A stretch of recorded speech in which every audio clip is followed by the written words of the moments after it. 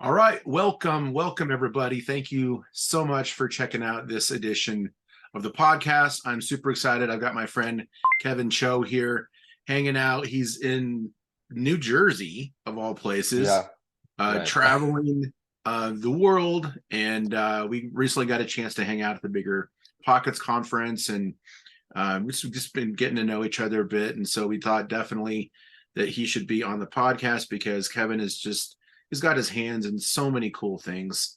And he's a rising star in the industry. And so thank you, Kevin, for being here, bro. I appreciate it.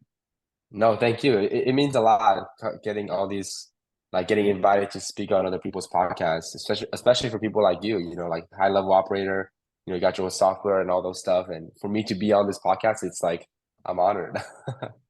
Yeah, man. Well, I'm honored you took the time. You probably have lots of invitations and you're going to all these events, and we were at the Bigger Pockets conference was where we got to hang out a bit, and I'd seen you some different places, and we were just kind of gelling there. What are you up to? What are you working on these days? Like, what's exciting for you when you get up in the morning and you're like, I get to work on this? Yeah, I mean, right now in my business, there's like obviously when I first started in real estate, there's you only really work on one thing, which is to generate leads and you do these wholesale deals. But I'm at a point right now where I'm like I have like probably 4 or 5 things juggling at the same time. One of them being is obviously I still have my wholesale operation going. And I'll talk about that. That's a whole other business I can talk about for another 20-30 minutes. But I have my wholesale operation going, and then I also have a lending business that I just started about 4 or 5 months ago. And then I started buying my own real estate. So right now I have 10 houses as a midterm rental that I own. And then I also been focusing a lot on social media. Like I've been spending a lot of money just for YouTube content and thumbnails and editors and all those things. And then along the way, there's other small stuff along the way that I do. But yeah, I have so many hands in so many different pots, and I have excellent operators. I have excellent partners that help me do so many different things. And yeah, I'm just excited to share all of it. That's amazing, man. And all of that at the ripe young age of how old are you again? 23. So you're only 23 years old. How long have you been in the Yeah. business so far? Like from when you just like got started? I've been in the business. I'll hit my 3 year mark in about a month, next month. So I've been in the business for 3 years now. 3.5, yeah, just a little over 3 years. 3 years, and you've accomplished so much. How did you even get involved in real estate in the first place? Yeah, so because I'm 23 and I got started so early on in the industry, I basically got started straight out of high school. Like I graduated high school back in 2019, and I was just trying to figure out like where I wanted to take my career to, and I took my and then I was attending a community college at that time. And I thought, you know what? I don't think I can sustainably go to all these classes because I just can't. I just don't see myself going this route for the next 4 to 5 years, if that. If I decide to go further in my education, I said, what can I do outside of real estate? And there was really not much that I knew. I didn't really have much options. Like what I was thinking, like what companies would even hire me straight out of high school, and I didn't Right. want to go back to the restaurant industry because I know how how physically demanding it is, and not much future. There's no much growth in that in the restaurant industry. And the reason why I got into real estate was because I that was the only thing that people said they did. Like all the high school dropouts or all the college dropouts, I felt like everybody was getting into real estate.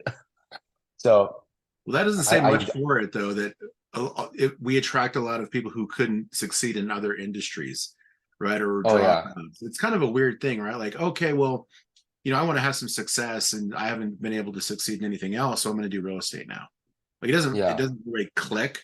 But this is why there's such high churn in the real estate investing segment. More than 9 out of 10 people who start off doing wholesale or fix and flip or some discipline is going to fail. The chances are high, really high, that they're going to fail. But you've obviously had some success. So early on, you started doing some things correctly. So you started off doing wholesale first. Yes, so not necessarily. I mean, that's where I got my first deal. But I before I even got into real estate, I thought the only way for you to get into real estate was through getting your license. So not many people know this, but I actually got my real estate license when I was living in California.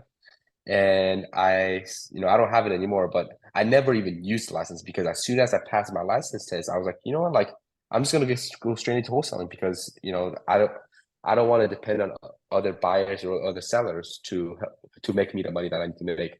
So yes, I got my foot started in through wholesaling. Cool. So you were, well, the restaurant industry thing. So you passed over that. Is that how you kind of, that was a side job while you were in high school kind of thing? You're working at Yeah, restaurant? that was a side job. And when I graduated, I did kind of transition into like a full time for just a couple more months, but it was very physically demanding. Like you Yeah. work like 7, 8 hour shift, and like all you do is literally take a break, and then like the next day you're back to work. I'm Right. like, I can't be sucked into this cycle. Right. And you dig a hole too, like you dig a rut. So the longer people get Oh yeah, into it, the harder it is to get out. So fortunately, you recognize that it was not sustainable. Went on to community college, and that was another thing that you thought maybe wasn't going to be viable for you. And then right into wholesaling. So right. when you first started wholesaling, did you join a community? Did you join a group first, or did you just learn from like your own stuff, doing research on YouTube and stuff like that, or did you go right into a course? Yeah, so when I first got into real estate, I did end up paying a full course. Now it was a wholesale course. I'm not going to talk about it, but I ended up getting removed from that group because it expires after 6 months. So then Hmm. I moved after 6 months of being in that first group. I ended up finding Pace and the sub two community, and then I've been in sub two with Pace for the last almost 3 years now. So yeah, I've been only in two different mentorships, and the first one last 6 months, and then the second one was a sub two with Pace, Right. which I'm still in to this day. Yeah, and you and I got to go have dinner with him when we were in Orlando, and it was Yeah. just the blue, right? He texted you, and we were just together, and you're like, he said come join him, and we got to hang out with him and some of his people there, and that's always cool. So what is it like for you? I mean, you're in the group, but you're not just in the group, right? Like you create content with Pace and you guys have built a relationship. Like, how has his mentorship and guidance helped you? I mean, so this is a thing is, a lot of people get into wholesaling thinking, oh, I'm gonna go find these off-market deals so that I can sell it to flippers and they're gonna make a lot of money. But then what Pace teaches is there's so many other ways to make money in real estate, right? So like a lot of people, go find the off-market deal, cash 60% of what the house is worth, and they end up selling it for, five, 10,000, $15 sign fee. But for me, like I did a lot of those deals earlier in my career. But what I ended up transitioning into was the creative finance side of things, where you can take over mortgage payments, where you can ask the homeowner to give you seller financing, where you can do like a wraparound mortgages. Like, I mean, there's so many more exit strategies for you to get hands on these deals. And as soon as I got access to, like, as soon as I got the knowledge of how to do these kind of transactions, it allowed me to amplify like literally like 5x, 10x my business, because there's so many ways to monetize on all this different types of leads. Oh, there definitely is. And, Pace spoke at Jamil's mastermind. He was one of the first people to talk. And he talked about how the majority of the leads that we get are not viable from he calls them cash deals, but, Right. fixed flip, wholesale, like those, they just, there's not enough of a discount, right? And the motivation isn't necessarily there for those people. And also, too, some people have too much equity, and the best route for them is to go like list it with an agent, but Right. maybe they would also prefer becoming the bank and doing a seller financing scenario. So you're right, there's way more exit possibilities and way more options so that you can customize a structure that the seller will like when you're looking at seller creative deal structure, sub two, Oh, seller what? financing, just way more opportunity. Oh yeah, 100%. Yeah. I mean, and the best part about it is like, let's just say a homeowner is tight on their equity. Like the only way for the homeowner to really get out of that house is through, sub two, where you just come in and take away the payment. That's the only way. As someone that specializes in creative finance like myself, you know, like you're only there's like not much competition out there versus like, there's so many other people that's kind of focusing on the cash side of things. Oh yeah, but it is becoming more popular. now, right? And especially because of the rising interest rates. So it's more Right. difficult for people to get a loan than it was in the past. And the amount of house they qualify for with today's rates is significantly lowered. It almost went in half from what they could Yeah. buy a couple of years ago. So a lot more people are looking at seller financing and subject to as a possibility, because those mortgages that were gotten before 2020, they're at 3%, 4%, which it's double that now. Right. Right. Yeah. I think the going rate when I checked last week was 8.1 or 8.2. And it's like, the house that I just bought for myself that I'm living in, I have a 3.325% interest rate on it versus like, now it's like almost a little just under triple the interest rate that's going today. Yeah, it's crazy. But Yeah. for a lot of people, they just don't know. And more people are learning about it. I was talking with Ingrid Hernandez, and like there's a group of real estate agents that are bringing her to consult to teach them all how to do subject to. And so Oh she's getting yeah. a consultant to teach that. And these are agents, right? But they're becoming um cognizant. They're becoming aware that the landscape is changing, right? And Right. with the stuff happening with National Association of Realtors, and how like the way that people are representing buyers now is changing. So like they're like, we better figure out how to adapt, or we're going to be pushed out of the industry. Yeah. Yeah, no, and it's like I just saw one of my friends make a Instagram post about how like now the buyers are paying for their sellers commission, sellers are paying for their listing agents commission, and like there's so much stuff going on. But then the best part about it is it's like you buy like for me, or at least for people that are focusing on the creative side of things, it doesn't really affect our business too much, right? Like you're still paying the commission, like if you work with a listing agent and we take over the listing agent's properties mortgage payment, like we still pay the same amount of money in commissions, and we still get to take advantage of the low interest rate that's already underlying mortgage on the house. It's like amongst all these things that's going on in the industry, like my business has really changed, Yeah. which gives me the peace of mind. But also in reality, it's going to bring you more opportunity, because with the market changing and with uncertainty, like people who aren't confident or don't have good systems and processes in place, they end up sitting on the sidelines. Just like what Yeah. happened when COVID started. The operators that I knew that had experience, like they were making more money than they had in a long time.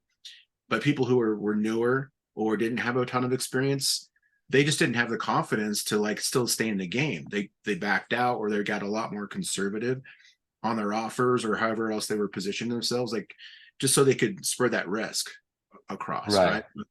right? Someone Yeah. like you now who's got coming on 3 years of experience, this market change, this is like you're probably like licking your chops thinking, oh my God, there's going to be more opportunities for me. Right. 100%.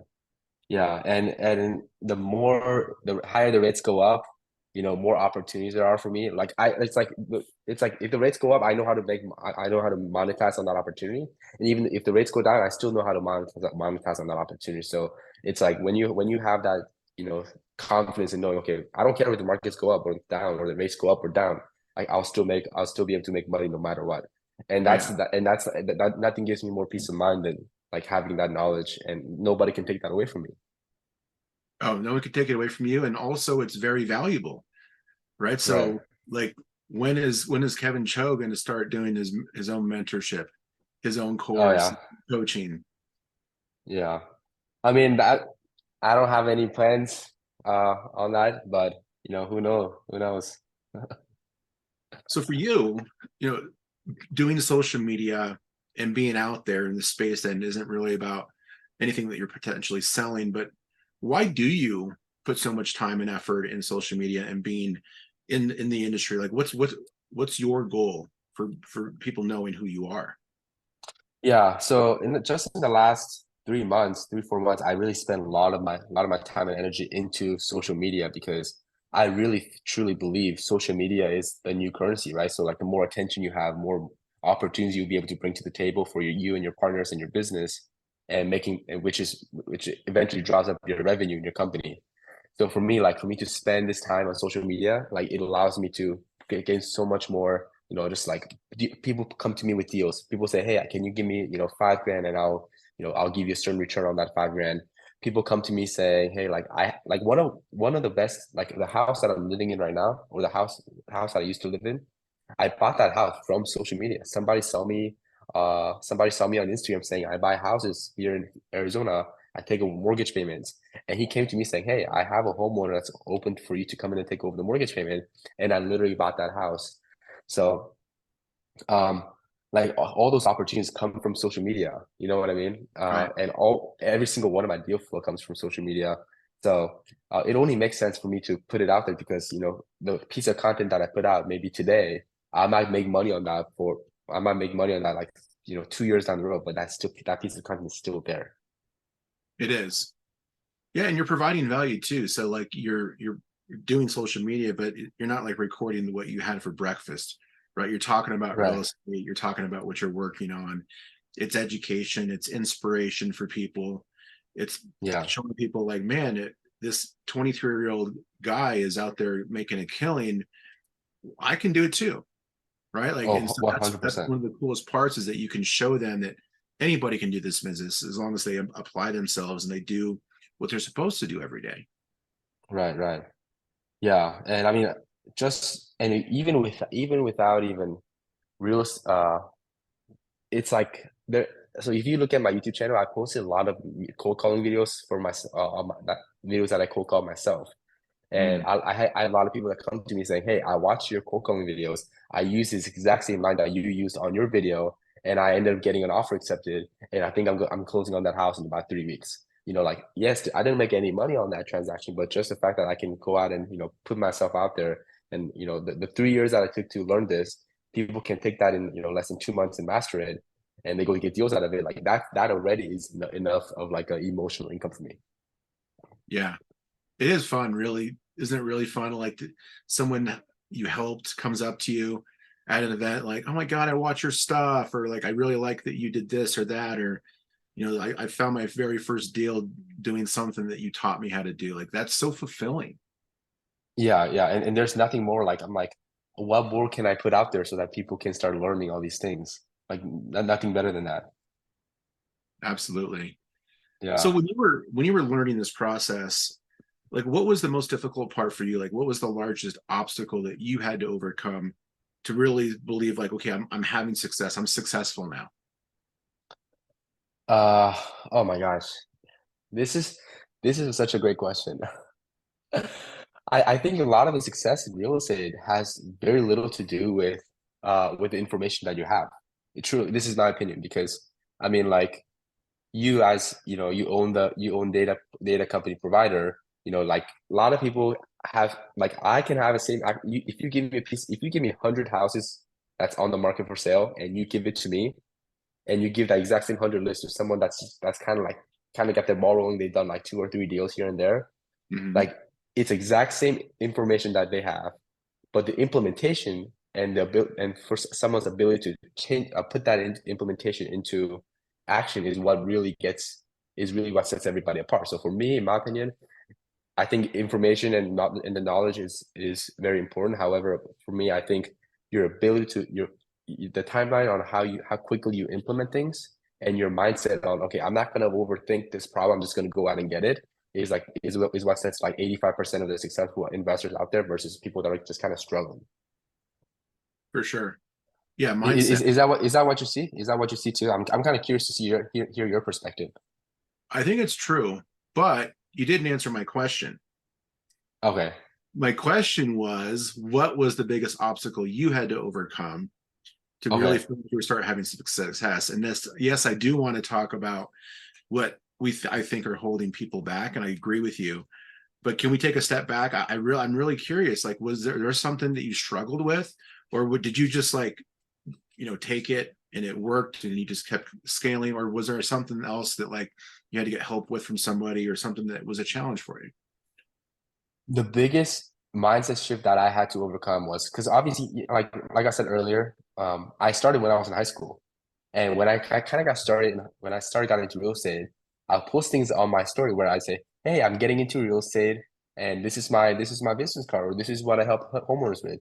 And then I'll have friends from high school, church friends, people that I used to know back in high school. And they're like, you know what, like, bro, you haven't even bought a house. Like, how are we going to help these homeowners out? And these and the mindset that I had to overcome was these are the people I cannot take advice from. Like these are the people I outgrew such a long time ago, and I can't take those advice. I can't. So what I ended up doing was I actually like in 2020 I deleted my Instagram, Facebook. I changed my number, and I actually moved out of my hometown. I was very extreme case. So I used to live in California. I moved to Vegas, different phone number, no Instagram, no Facebook, no Snapchat. I like literally disappeared from my friend group because I wanted to start a new lifestyle because I didn't want the bottleneck that I had to overcome was other people who dragging me back and like them introducing me to you're not Kevin 2.0 anymore. You're Kevin 1.0 and you're not allowed to change. So for Right. me, that was ever since I let that burden go, and I was like, it's like I took off a really heavy backpack. I came back from school. I'm like, I'm just gonna go whichever direction the universe takes me. And ever since I did that I was able to really build my business like very quickly. So there was like people basically putting their limiting beliefs on you, and Yeah. then you internalizing those beliefs, thinking, well, maybe I'm not as good as I think I am, and maybe I'm not good enough to go and do all these things that I say I'm going to do. And so you were taking that in, and it was affecting your ability to go execute. You weren't doing those things because you were listening. Is that Yeah. kind of read that properly? Exactly. Yeah. It's Yeah. it's this limiting belief that people have on you. And if you don't change your friend group, like no matter what, those people are still those people are gonna still um instill that your old version and like force stop you from believing your new version of yourself. Yeah. Yeah, I Yeah. agree. Yeah, I've been pretty fortunate. I haven't had a bunch of people in my life, telling me that I can't do something, or who are you to go and think you can do this? You think you're better than us? Like, I haven't had a bunch of that. I think I've been fortunate. Hmm. Um, but everyone's different, right? And the weird thing is like, and it kind of sucks. It's usually the people closest to you, right? Oh, That 100%. family members, loved ones, significant others are the ones that we listen to the most in our daily lives, and we respect their advice and the help they give, and so it hits a little bit harder when it's someone that you love. Yeah, exactly. And it's easier for you to like remove your friends because those are the people that come into one chapter of your life and they leave in the next chapter. But your family members are the ones that you have really hard time hard time like completely removing yourself from because they'll stick around like your family by blood, right? So that I think that's tough, especially when I got into real estate with dropping out of college, right?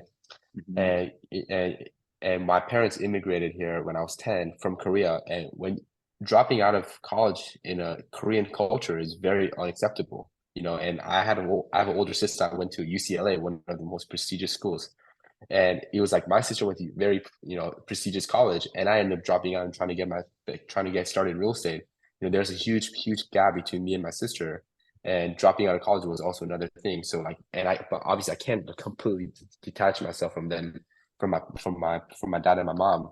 So I think that's the toughest part. That was the toughest part for me. So have you been able to close that gap now because of your success, and they believe in you more now, and they're not so much like, hey, when are you going to go back to school? I know you're Oh making a lot yeah, of money, but you got to finish your degree, right? Like, real estate's not always going to be there. right. Yeah. So now it's so funny because my parents want my sister to get into real estate like I do. You know, I had to establish myself. I had to like kind of prove to them for the last 2.5 years that hey, I'm actually making money. I'm making really good money. I have all these houses, and my parents are now telling my sister now that she graduated from college, hey, you should get into real estate with Kevin and and have him help you out. And it's now the switch has now they flipped the switch. What did your sister study? Biology. She graduated already. Okay. So is she Yeah. working, as a scientist at someplace, like doing biology? She's a physical assistant at a dental office. Okay. Yeah. So now it's now Are you guys everyone in my family is close? trying to get into real estate. We used to be close. I mean, I moved away from my from my family, so it's like physically like we don't talk to them. Like I don't see her every day like I used to at home. But like Right. yeah, we still talk. Good.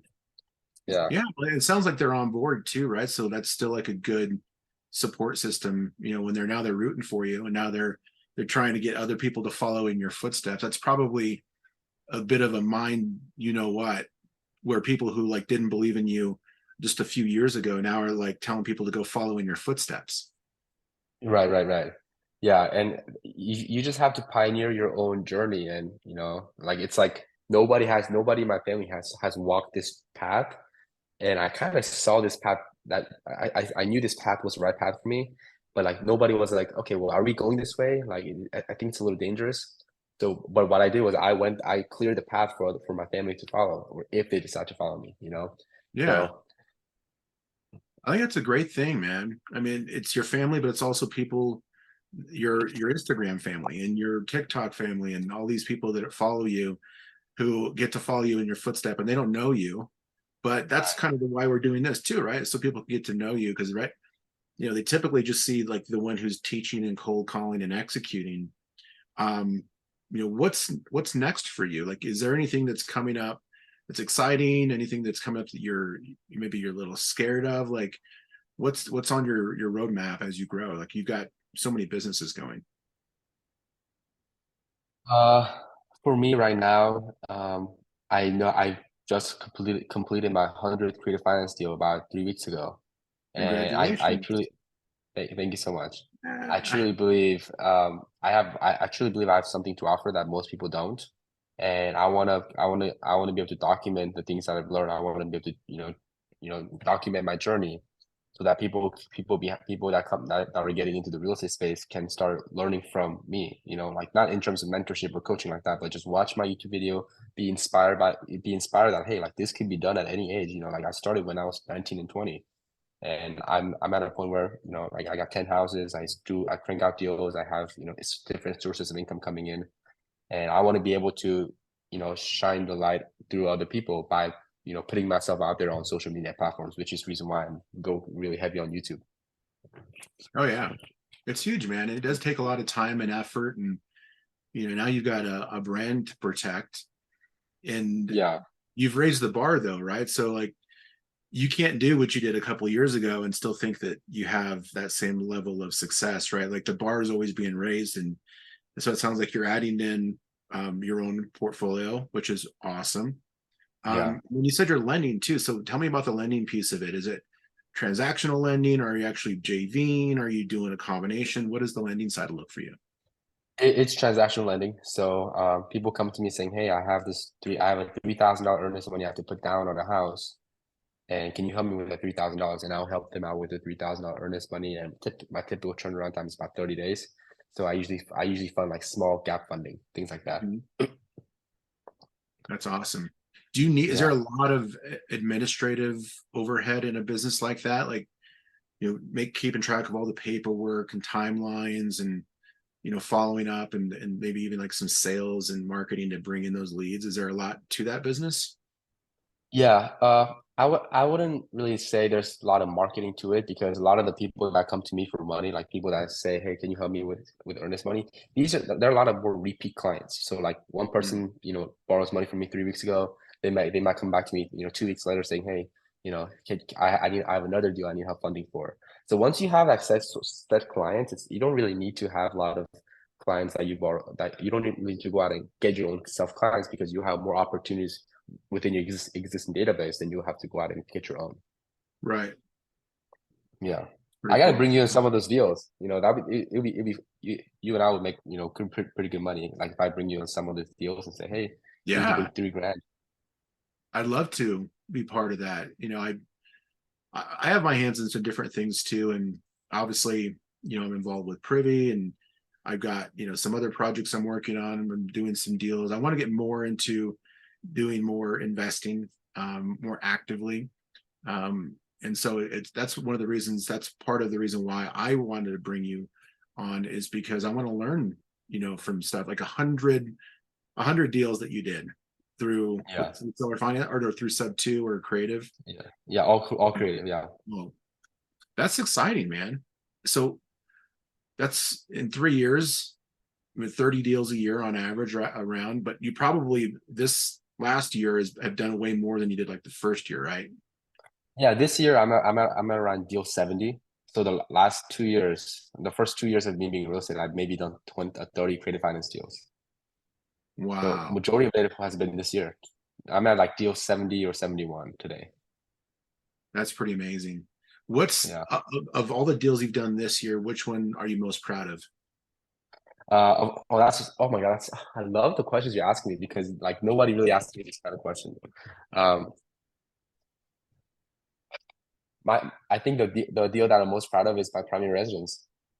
I bought houses in the past that I Hmm. didn't live in, but for me, when I bought my primary residence, sub to 10% down, 3.3 to 5% interest rate, like that, I couldn't be more proud of that deal because it was in a really good place. It was a really great location here in Phoenix.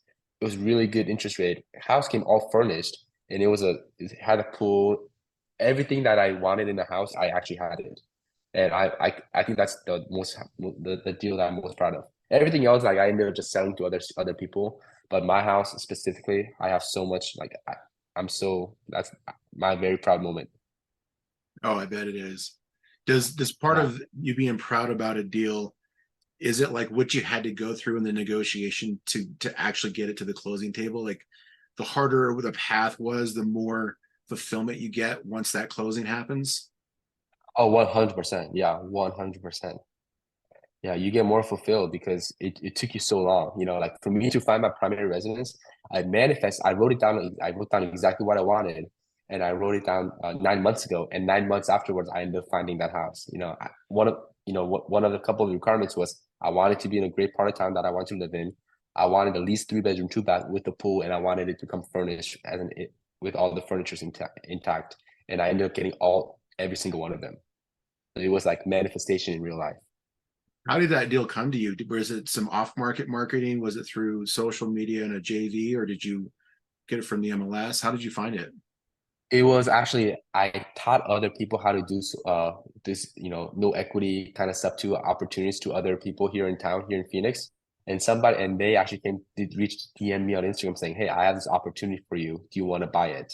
So social media, putting myself out there, and they came to me. That's perfect. I mean, that's your entire plan in action, like creating all this content, delivering value. People start to know, like, and trust you and want to do business with you all Yeah, through social media. And that, I mean, even just a few years ago, that would have been unheard of to be able to get through that life cycle of know, like, and trust and do business, but just by putting content out.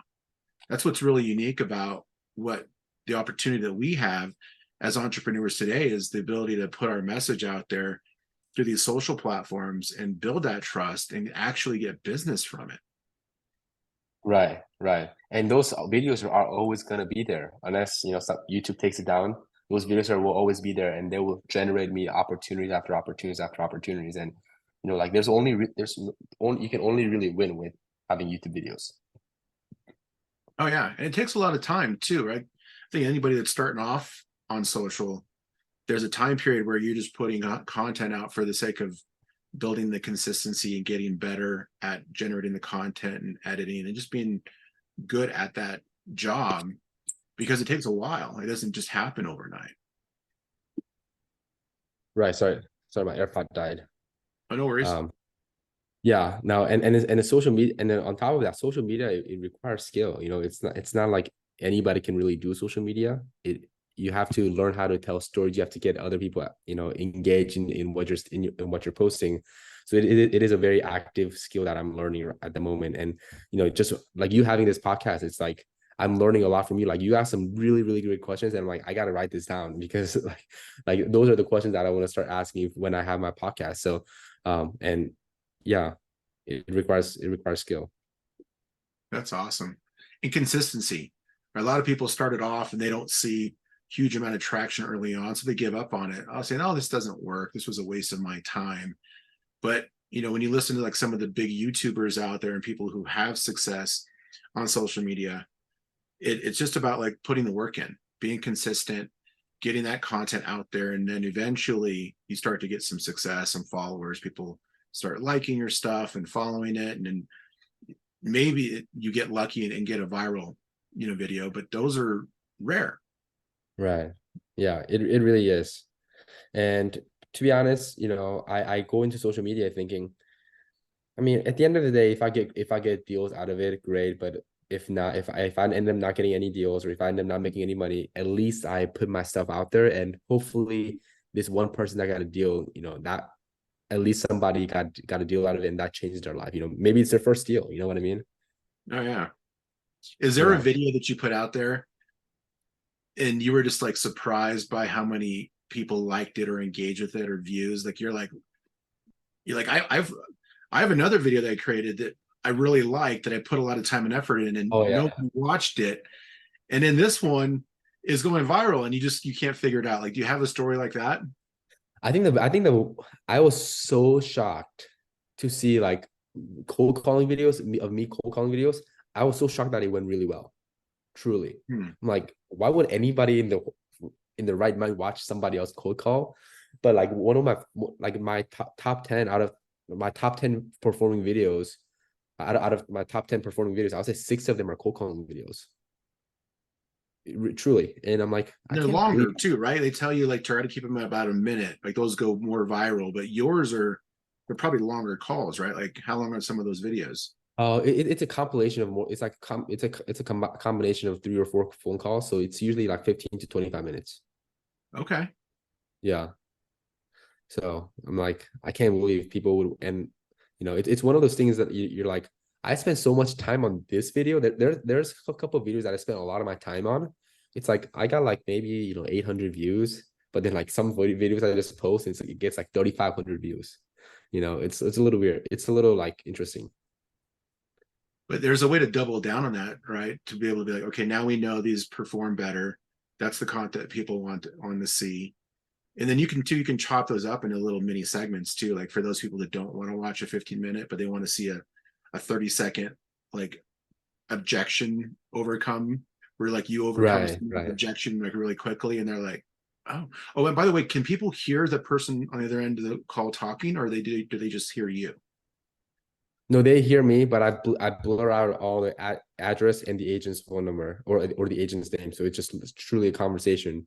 But Hmm. nobody, you can identify somebody by their voice. So yeah, So they hear the back and forth. That's yeah, they hear extremely the back and forth. Yeah, yeah. yeah, and then yeah, like I have a lot of friends of mine that use my YouTube videos as training for their new people that they hire, and they say, hey, watch Kevin's cold calling videos, and you get the grasp of it. So my vision behind it is, let's just say I go out and make 100 cold calling videos. Imagine how many teams that's going to help out. Like that's the way I look at it. It's not like, oh man, how many deals can I get? Like, because I have my own marketing going, so it's not the end of the world if I never get a deal out of it. But I would love to help other people get deals out of that as well. For sure. So you're helping a Yeah. lot of people with content right now and training, and you're allowing them to watch your journey, which I think is probably the best way to teach. But if you had to give somebody who's maybe not having as much success as they would like, or maybe they haven't done their first deal yet, like what would you tell that person if you were sitting down in front of them at a coffee shop right there and they're like, hey man, can I just pick your brain for a minute? Like what would you tell them so that they could go out and have some success? So I've been lately, I've been getting a lot of those questions where, hey, like, can you help me out for, 5 minutes, 10 minutes?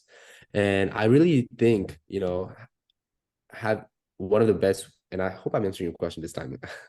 I go off on my own tangent, but when I post YouTube videos, I tell people to go watch my YouTube videos, right? So like that, because I want to be able to answer questions more in depth, like maybe 15, 20-minute videos, not Mm. like, I don't necessarily want to dedicate one person to 20 minutes because it only helps that one person. I'd rather spend 20 minutes and helping millions of people. So did that answer your question?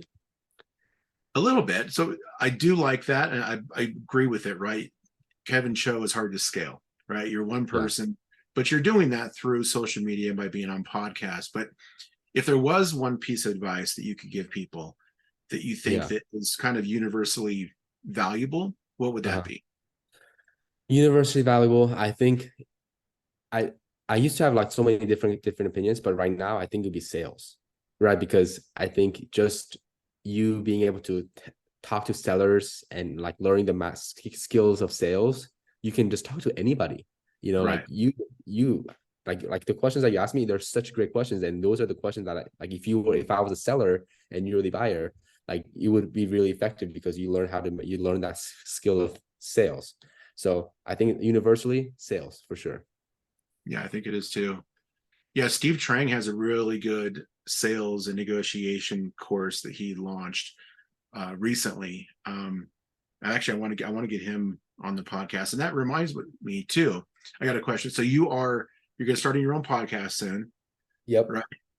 If you could find like your perfect guest, the guest that you could go and you'd be like, man, I could just stop right now and I would have hit the pinnacle. Who would that be without hurting anybody's feelings? Uh, oh, this is so hard.